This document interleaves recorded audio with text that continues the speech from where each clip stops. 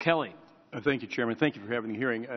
Commissioner, good to see you again. We had about an hour's conversation earlier this week. I think the one thing we both agreed on is that I believe there's almost irreparable damage done to the agency.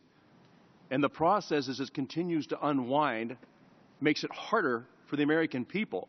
Now, I'm talking about average, everyday people who are held to an entirely different set of standards when it comes to what the IRS needs for them, and documents, information that they need to keep for a long, long time.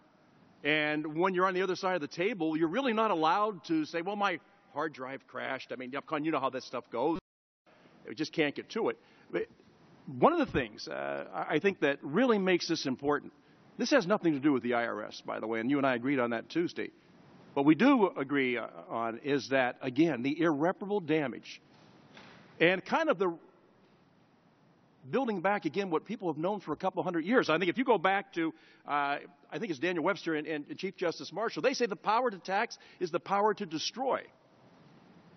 So for over 200 years, this is in the back of people's minds. And as I've sat in the private sector and watched the IRS come in, there's nothing more chilling than to get that letter or that call or that visit, because you know right away it's going to be a tough day for you. Now, whether people actually do that or not is another question. It's what people believe, because perception is reality. I would just say to you on this, see, everything I look at, we knew well in advance that Ms. Lerner's emails were not going to be available. I mean, years ago, we knew they weren't going to be available. And I think the thing that bothers people on the committee is that we were told, no, you're going to get everything. Just give us a little more time. Just give us a little more time. How much more time do you think not just this committee, but the American people can withstand? I think we've reached a point now where they are exhausted of waiting. This is not an indictment of you, because I think you're trying to do the right thing. But the agency right now is tainted. And it's kind of reaffirmed what most of us believe, that we're guilty until we prove ourselves innocent. Now, in this case, I'm looking at this information. I can't understand why, with all the knowledge that we knew, going back as far as 2011, that this stuff wasn't retrievable, and telling Ms. Lerner herself, hey, listen, sorry, can't get it for you.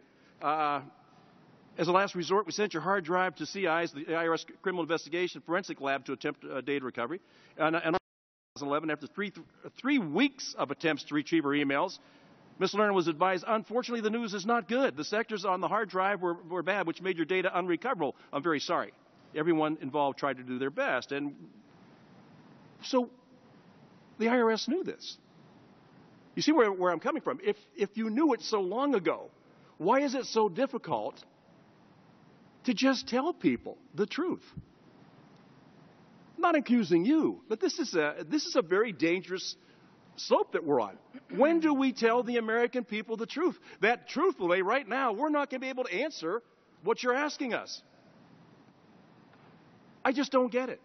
What is the strategy as you move forward? How do you restore the faith and confidence of the people of the United States in this agency and in this body? We've all taken an oath to defend the Constitution, and yet I see it constantly. There's two sets of rules. There's one for the general public. There's one for your agency. General public is not allowed to keep bad records. General public is not allowed to have hard drives crash. The general public is not allowed to do some of the same things that we've allowed the agency to do. And they say, well, so you don't understand.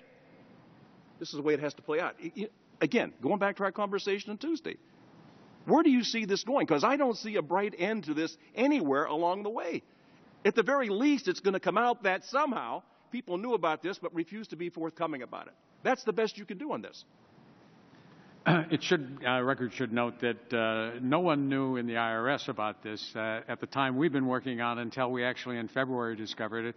The emails involved, in fact, were provided to this committee along the way in the normal production, and nobody was No, Commissioner, that's not true. You knew in August, not you because you weren't there. The agency knew in August of 2011 that they couldn't retrieve this information, yet we've been constantly told, we'll get you everything. And the fact that you haven't been forthcoming, not you, but your agency, adds to the dilemma that now we face. We have reinforced the people's greatest fear that the IRS works in a completely different set of rules than the general public.